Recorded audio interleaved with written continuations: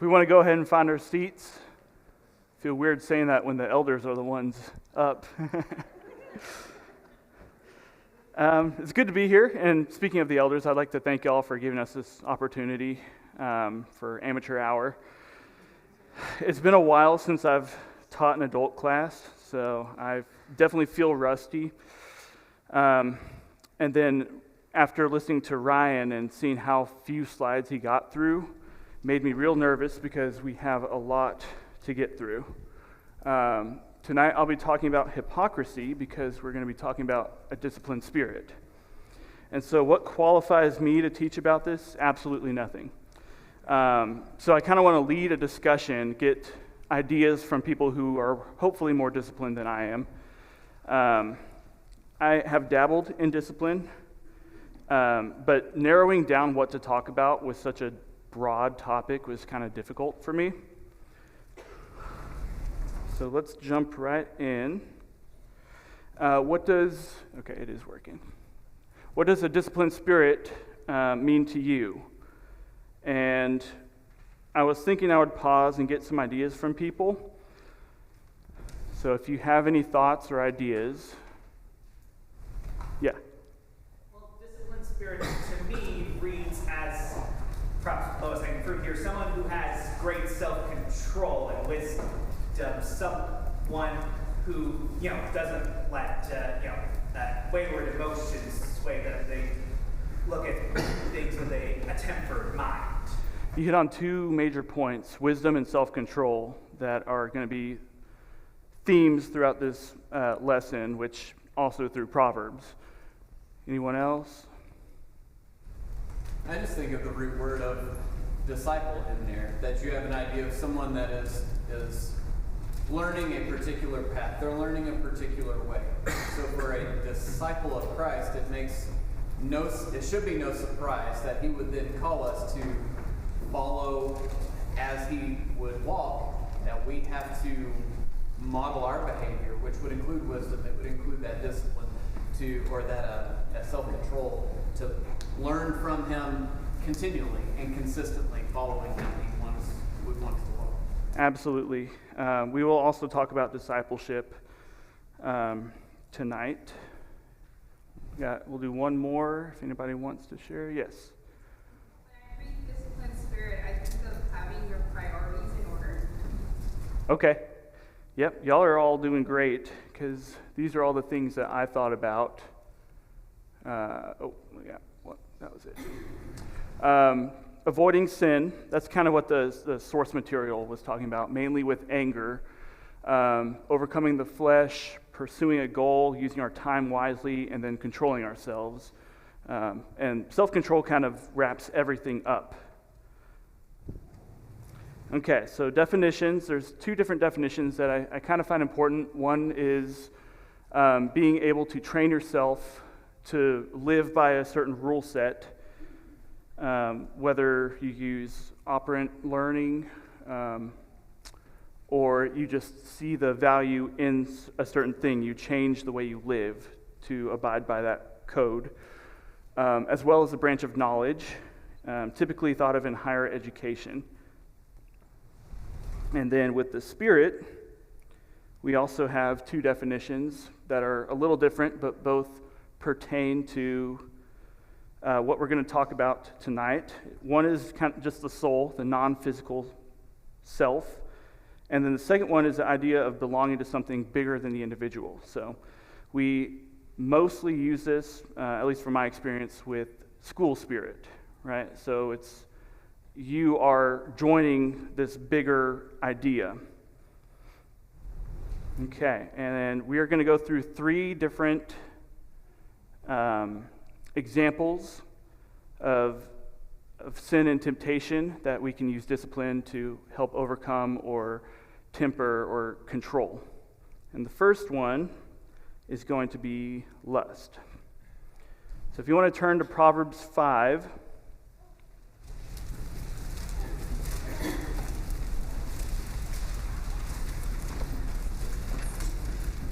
Proverbs 5, we'll read 1 to 14 and then skip down to 21 to 23. Can I get a volunteer for 1 to 14? 1 through 14? Yes, sir. My son, give attention to my wisdom. Incline your ear to my understanding, that you may observe discretion, and your lips may reserve knowledge. For the lips of an adulteress drip honey, and smoother than oil is her speech. But in the end she is bitter as wormwood, sharp as a two-edged sword. Her feet go down to death, her steps take hold of Sheol. She does not ponder the path of life. Her ways are unstable, she does not know it. Now then, my sons, listen to me, and do not depart from the words of my mouth. Keep your way far from her, and do not go near the door of her house. Or you will give your vigor to others, and your years to the cruel one. And strangers will be filled with your strength. And your hard-earned goods will go to the house of an alien. And you groan at your final end, when your flesh and your body are consumed. And you say, how I have hated instruction, and my heart spurned reproof. I have not listened to the voice of my teachers, nor inclined my ear to my instructors. I was almost in utter ruin in the midst of the assembly and congregation. So my version says in verse 12, how I hated discipline. And then later at 21 to 23, can I get a volunteer for that? Go ahead. For the ways of a man are before the eyes of the Lord, and he watches all his paths. His own iniquities will capture the wicked, and he will be held with the cords of his sin. He will die for lack of instruction, and in the greatness of his folly, he will go astray. So once again, it says in my version, he will die for lack of discipline in verse 23. Here we see that wisdom and foolishness are kind of personified by women. One will lead you to utter ruin. There's a lot of warnings in this passage. Verses 4 through 6, 9 through 14, 22 to 23. What happens when this desire goes uncontrolled? Okay. So, naturally I think of David when I think of the sexual desire going uncontrolled. We read about him and Bathsheba and how far that spiraled out of control, going to murder, and then not only the child suffered from that, but David's household and Israel later on suffered from that. And if we think David had a lady problem, think about his son, the wisest man in the world, right? Couldn't control his desire, and he left his wisdom behind when it came to women. And then here we have a good example of how to control it, Joseph. I don't know how many times Potiphar's wife was coming on to him, but he was able to withstand it, even to the point where he got in trouble for it. Do we have any other people from the Bible? Other examples? Samson, yep. We will talk about him on the next slide. He seemed to only think with his eyes. And the Philistines became a thorn in Israel's side for a while. So, how do we avoid sinning in lust? Any thoughts?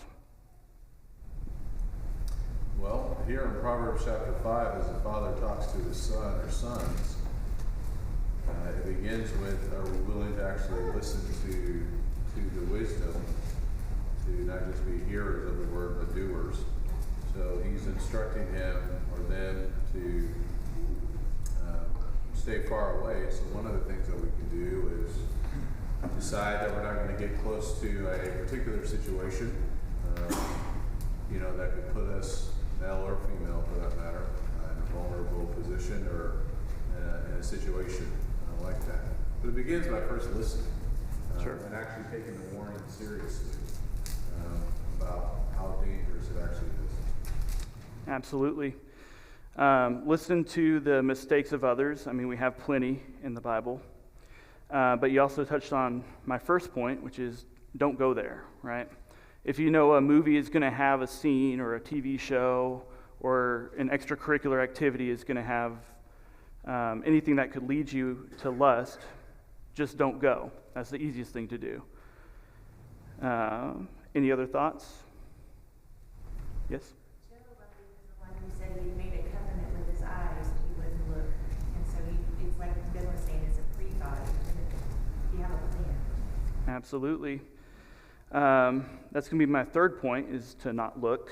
We'll move to my second point. Stay focused on your duties. The portion we didn't read in Proverbs 5 talks about fulfilling that desire in the appropriate way, which would be with your spouse.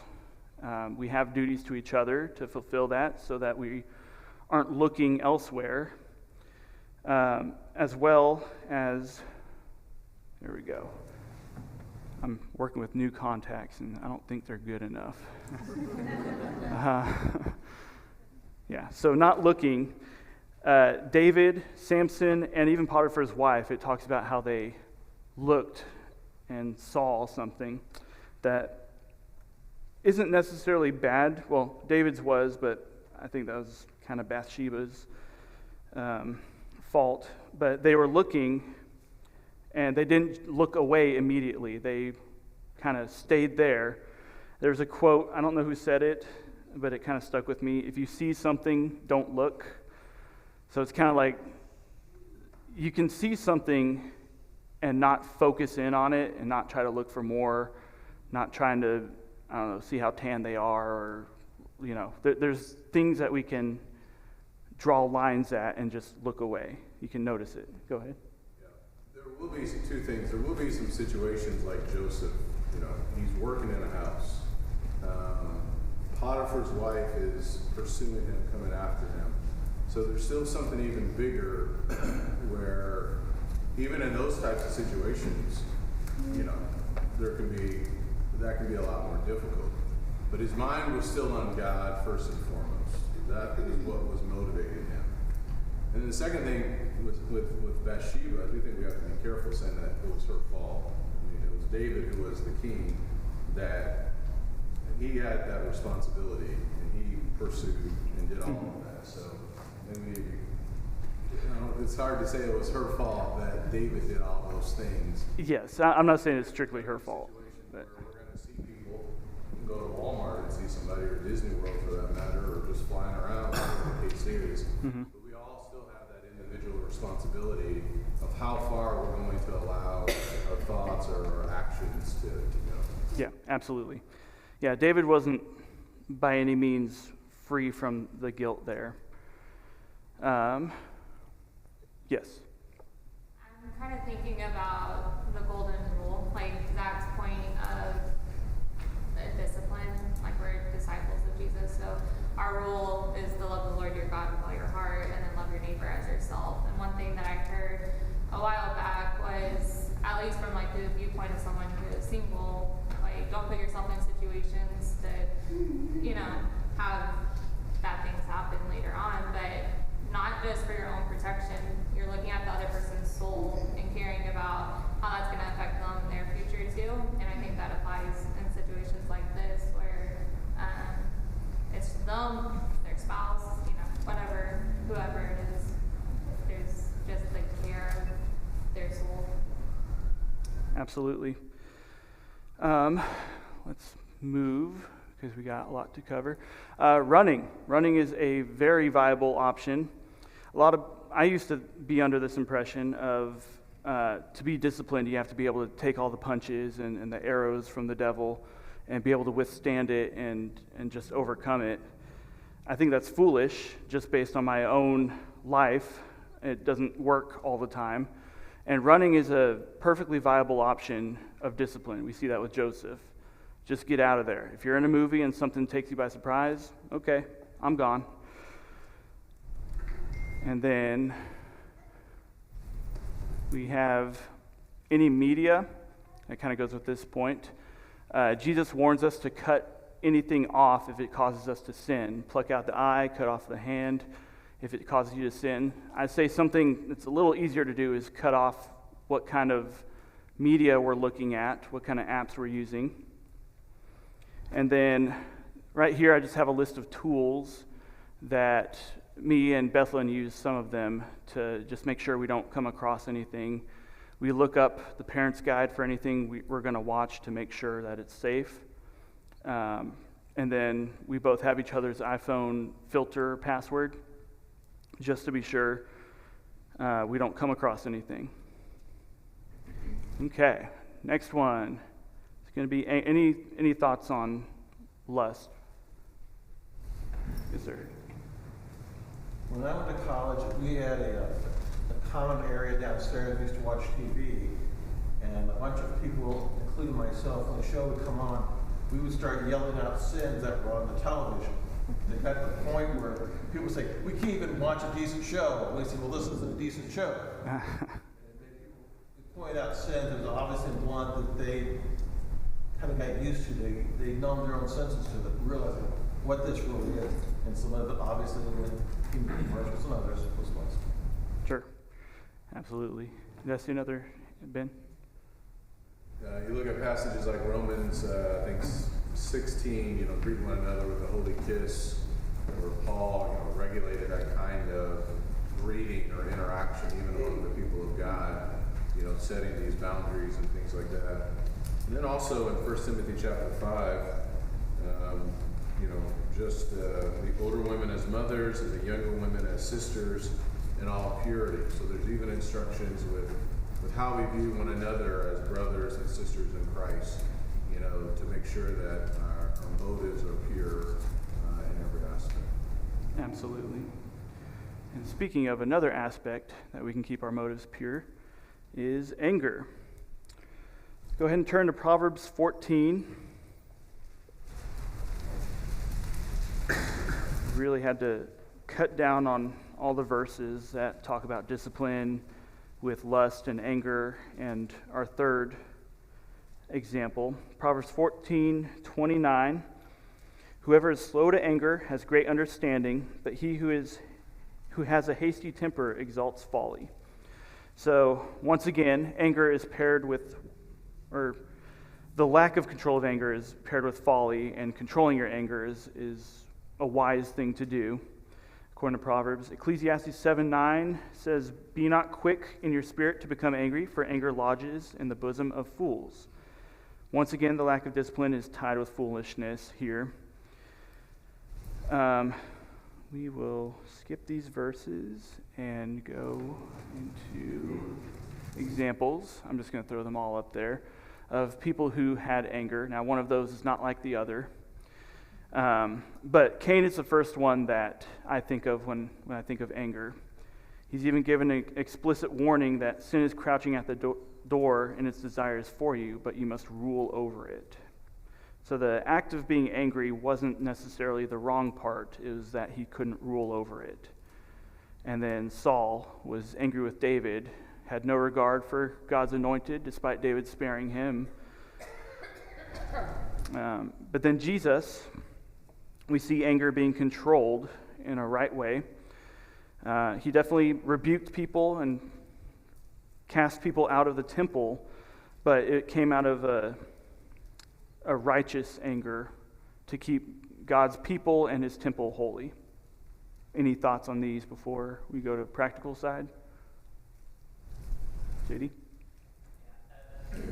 Cain and Jesus are probably the two extremes of these examples, really, with Cain being the first murderer and Jesus using controlled, righteous anger to keep God's temple, keep it sanctified, holy, not just a place of common business, like was being used when he busted out the window.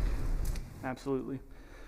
To me, it's kind of comforting that anger can be controlled. Same with lust. It's a natural thing. It's built within us, and it doesn't have to lead us to be horrible people. We can control it. He's provided a way of escape, and we see that through Jesus here. Proverbs 16:32, he who is slow to anger is better than the mighty, and he who rules his spirit than he who captures a city. So, we can be angry and yet not sin. It is a very hard thing to control. The idea of that, hopefully we mature and get to the point where we're not just immediately angry. Sometimes it does not always happen, but there's a strength to this, being able to control that emotion. Absolutely. That was one of the verses I cut out. It's a good one. So, how do we control this? Something we learn from a young age, and hopefully all our children are learning, is to breathe, count, or take time to think. Don't just react and lash out. Stay silent. Make it uncomfortable. It's kind of funny when it's hard to be angry at a brick wall, right? So make them feel awkward. Make them stew in it and show them that you're not going to take part of this. Get out of the situation. Just leave. Me and Bethlyn used to fight a lot when we were dating, because go figure. And whenever things would really get heated, she would stand up and ferociously just start doing chores. So I was just sitting there like, wait, what are you doing? We were just arguing. So now I got to figure out a way to make her angry so she'll do more chores.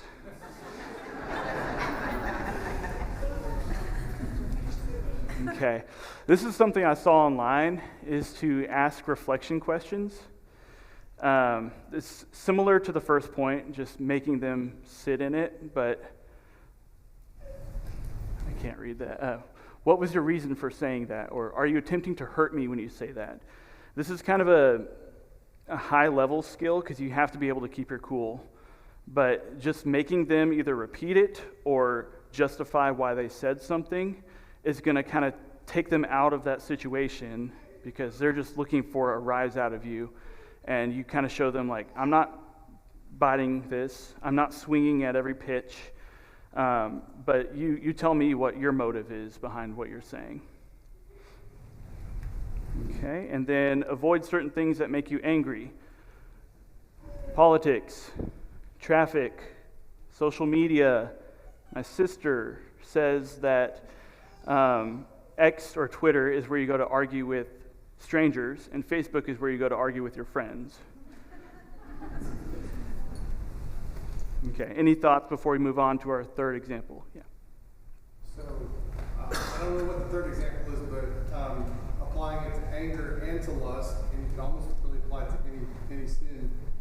1 Corinthians chapter 10 talks in verse 12, therefore, let anyone who thinks that he stands take heed lest he fall when temptation has overtaken you that is not common to man. God is faithful, and he will not let you be tempted beyond your ability. And with the temptation, he will also provide the way of escape that you may be able to endure it. So when we get to these, you don't want to get in it in that moment.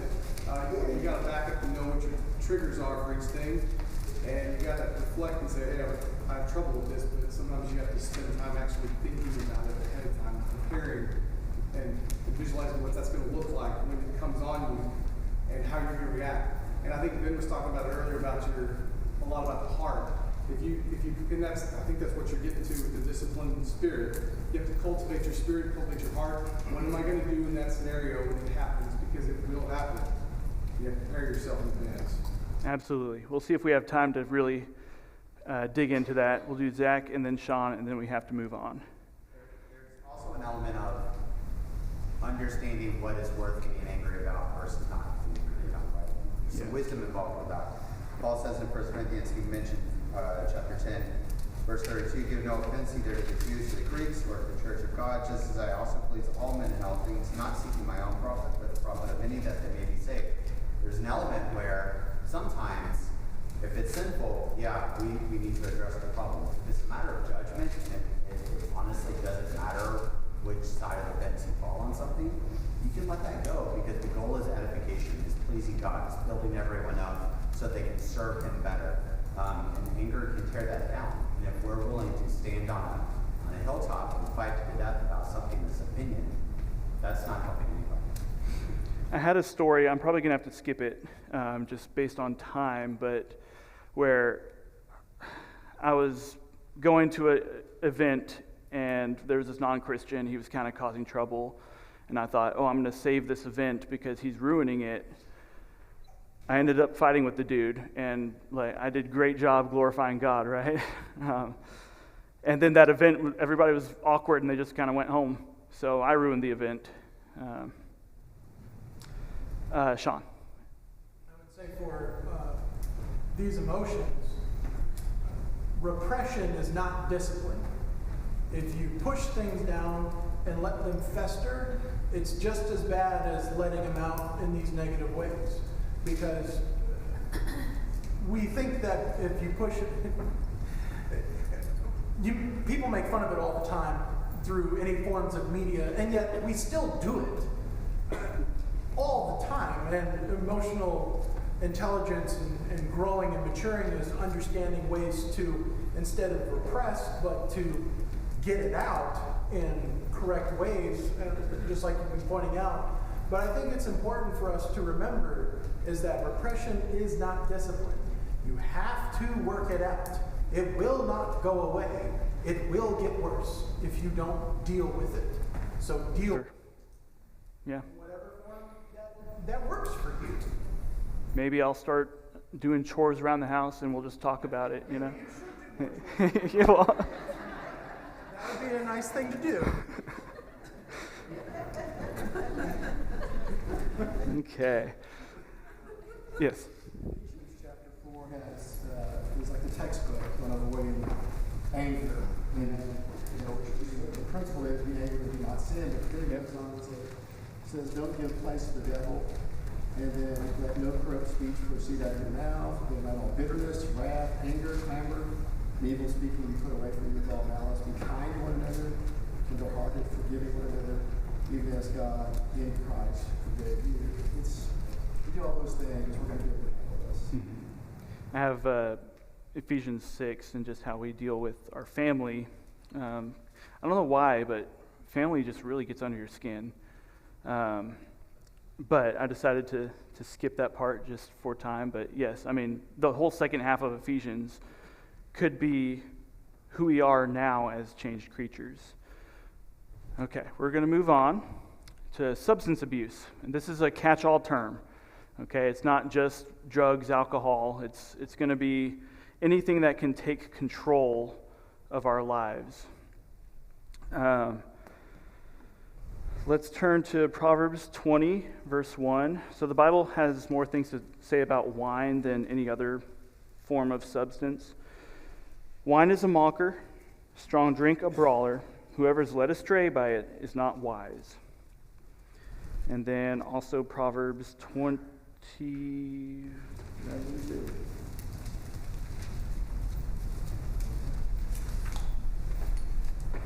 think I cut it out. Okay. We'll turn to 1 Corinthians then. It was basically saying the same thing, my second Proverbs. Go into 1 Corinthians 6, 12 through 13. Let's see. Sean, do you want to read that? You don't have it? Okay. Let's see. I'll read it. Who said that? Oh, okay. 1 Corinthians 6, 12 through 13. Through 13.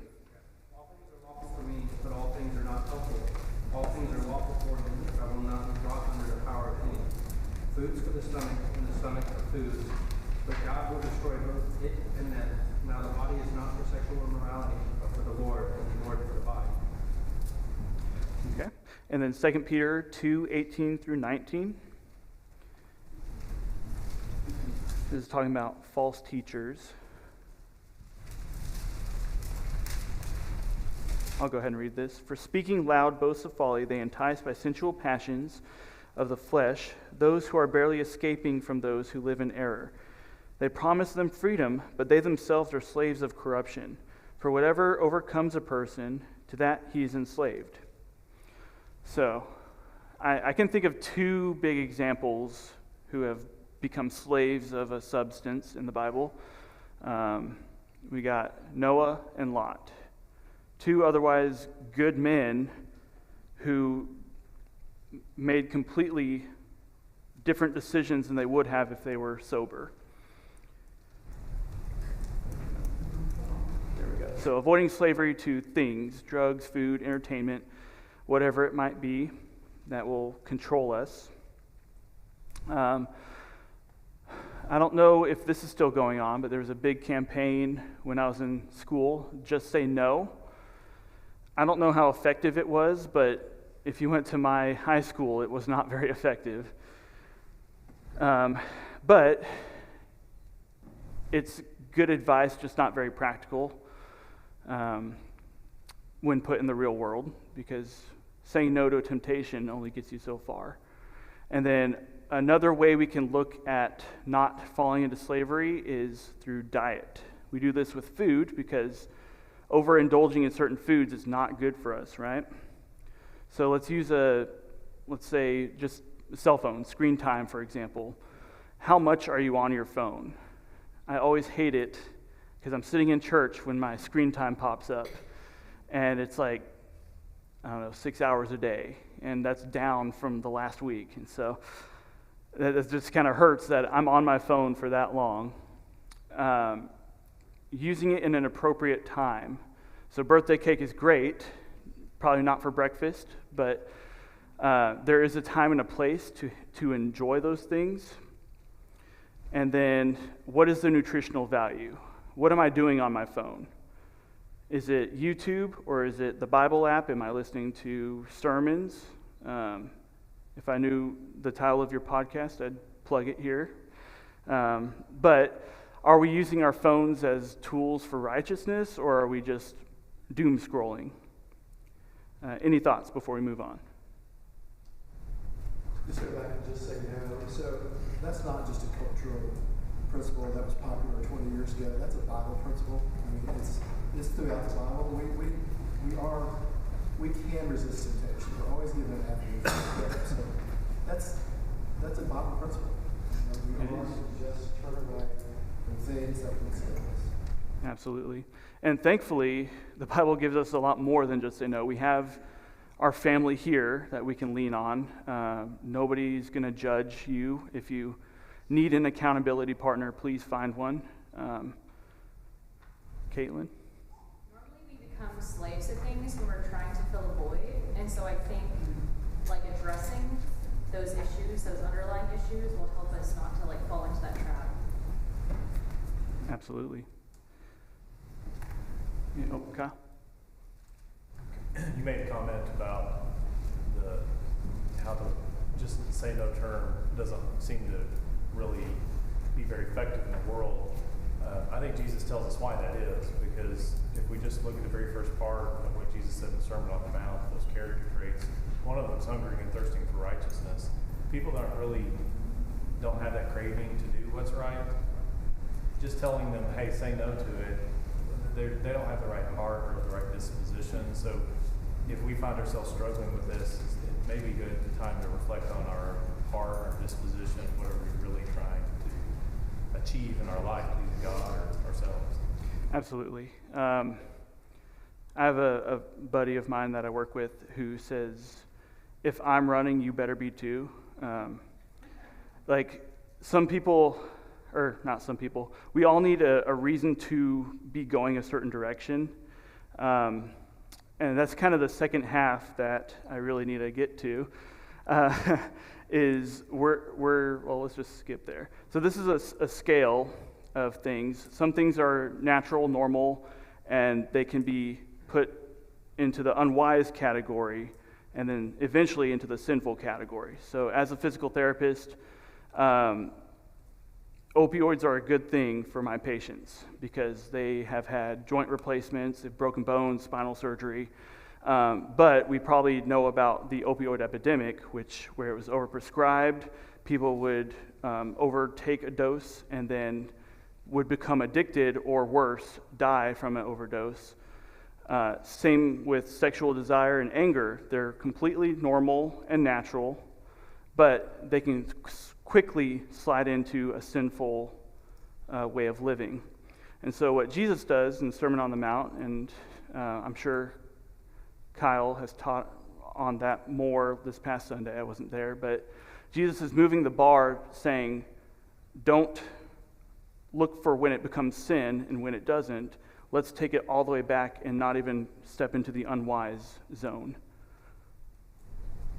Okay. But wait, there's more. And 10 minutes to do it. So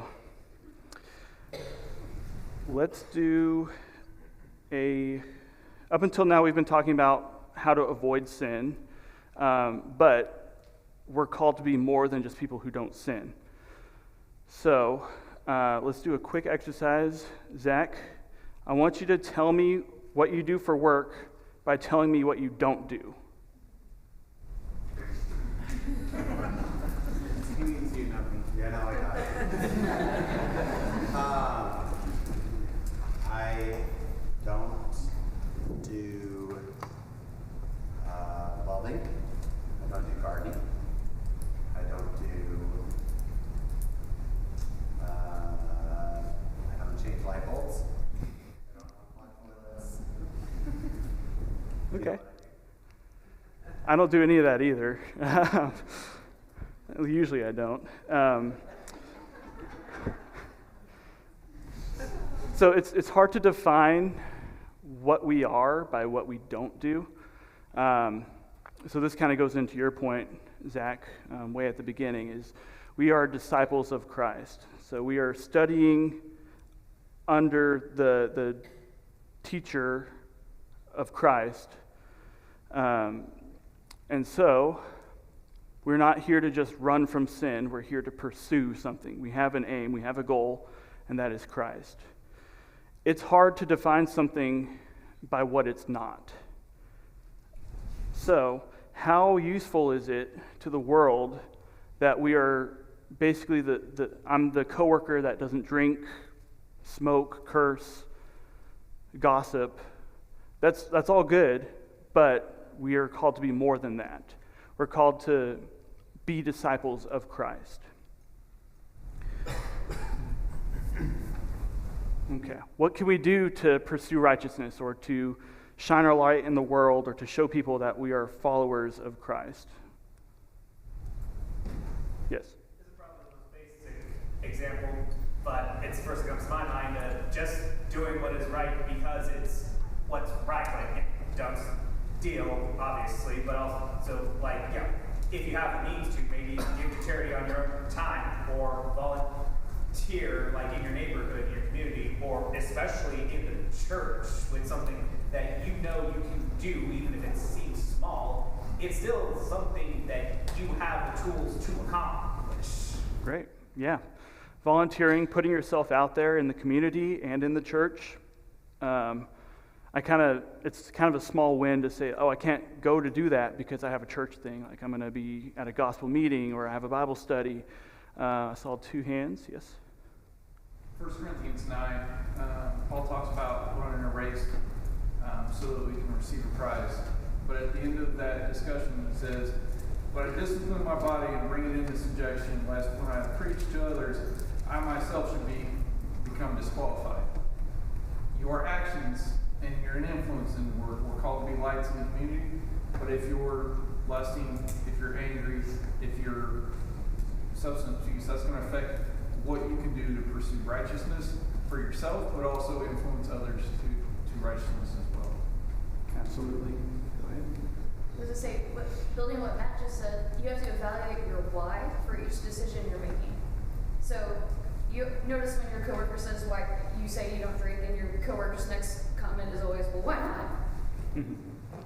So you have to know your why for all of your decisions. Why do I choose these clothes in the morning over not something else? Why do I choose to avoid substances that will enslave me? Why do I choose to spend my time a certain way? And until you can evaluate and put your whys in the proper order, you can't make those changes that you might want to make. Absolutely. We got to be able to, I call it steel manning. I don't know if that's like an actual term. Okay, it is. But you got to be able to explain and be ready to protect your why. Zach and Sean.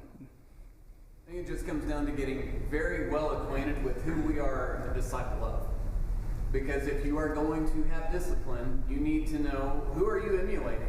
Jesus would point this out in Matthew 10, in verse 23. He says, when they persecute you in one town, verse 24, a disciple is not above his teacher, nor a servant above his master. It is enough for the disciple to be like his teacher and the servant like his master. So if you are going to be a disciple of Christ, we don't need to be guessing at what good is. We need to just get really well acquainted with who we're trying to emulate. You have places like Colossians 2 that talk about the fact that, hey, there's asceticism and severity to the body and all of these things that look really good as far as discipline goes. But it points out in that same passage, this is of no help against sin. This is of no help against the desires of the flesh. Why? Because it's not grounded in who we're actually trying to follow. So I know it may sound cliche, but trust me, it's not. It's time told and proven. Get acquainted with the scriptures, because that's where you're going to get acquainted with the mind of Christ. Yes. I used to carry a Bible with me when I was in PT school. Something I've started trying to do, I used to pray to myself at work. Sorry, I'm trying to incorporate this with some of the points, but now I'll take my food into the communal dining area, and I'll bow my head, just trying to, maybe strike a conversation. Sean, real quick. I would just say the idea of a pursuit of the workforce, at least would be reliability and accountability. Yeah. The first thing that I noticed whenever I got into the workforce was that you shift blame as fast as possible, because you don't want to be the reason why something bad happened. And I did that, and it wasn't very good. And I stopped doing that. And you become a lot more reliable. People take you at your word.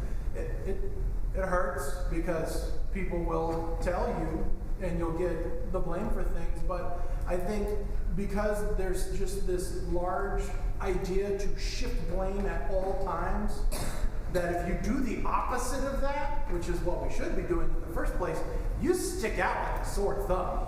It's different, for sure. Way different. Right, and that is to be different. Yes. So, I've got 4 more slides. How do we use our time? We all have 24 hours in a day. I had a roommate that was a track runner, engineering major, 2 minors, went into finance later. He was constantly in and out, and I was sitting on the couch. So it really kind of sparked something in me to get work done. Start early in your life and start early in the day. Waking up is horrible regardless of when you do it. So something I've started doing is waking up at 5 so I can run, get everything done in the morning. That way when I come home, I'm done. I can do what I want. I downloaded and deleted TikTok maybe 4 or 5 times during PT school because I thought I could control it, and then I found out I couldn't, and then I, rinse and repeat. So spend your time on things that are important. And then this last point is I'll do it when. I used to think growing up I'd have more time. I'd have more time to read the Bible in college. Okay, well, college came around. I did because I didn't really care about school until I realized I had to get into PT school. So all my time went out the door because I started studying. And then I thought I'd have more time in PT school because then I've made it, right? Well, that wasn't true. Enter the workforce, enter marriage. I'm sure kids make everything easier. And then set your environment up for success. Do you have a PS4 where your study table is? That was me. And then where do you spend your time? Who do you spend your time with? Where does your money go? And then the rest, I'll just let you read, and the lesson will be yours. A lot of these are stuff we've talked about. The reading Job point. Job is always a speed bump when I'm reading through the Old Testament. So I used to wait for the house to clear out, and I'd read it. Each person had a different accent, and I'd read it out loud like a theater just so I could get through it. But Hopefully these points are helpful. Thank you for all your comments, and we'll see you next week.